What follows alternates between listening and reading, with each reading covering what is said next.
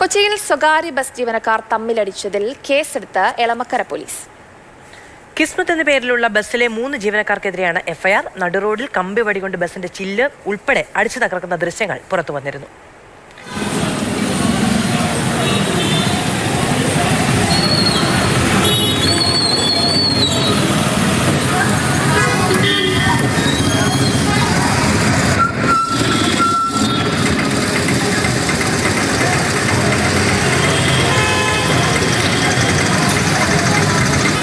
രാഗിൻ വിവരങ്ങളുമായി നമ്മളോടൊപ്പം ചേരുകയാണ്. രാഗിൻ, ഏകപക്ഷീയമായി ഈ കിസ്മത്ത് എന്ന് പറയുന്ന ബസ്സിലുള്ളവർ മാത്രമാണോ അക്രമം അഴിച്ചുവിട്ടത്? എന്താണ് പോലീസ് എഫ്ഐആറിൽ പറയുന്നത്?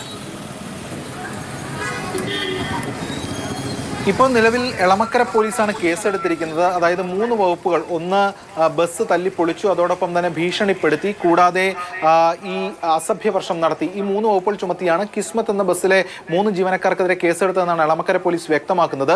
ദൃശ്യങ്ങൾ പുറത്തു വന്നതിന്റെ അടിസ്ഥാനത്തിലാണ് ഇപ്പോൾ ഈ നടപടിയും മറ്റു കാര്യങ്ങളും ഒക്കെ ഉണ്ടായിരിക്കുന്നത്. അതോടൊപ്പം തന്നെ പുളിക്കൽ എന്ന് പറയുന്ന പറവൂർ റോഡിലോടുന്ന ബസ് ഉടമ നൽകി അല്ലെങ്കിൽ ബസ് ജീവനക്കാർ നൽകിയിട്ടുള്ള പരാതിയുടെ അടിസ്ഥാനത്തിലാണ് ഈ നടപടിക്രമങ്ങളിലേക്ക് പോയിരിക്കുന്നത്.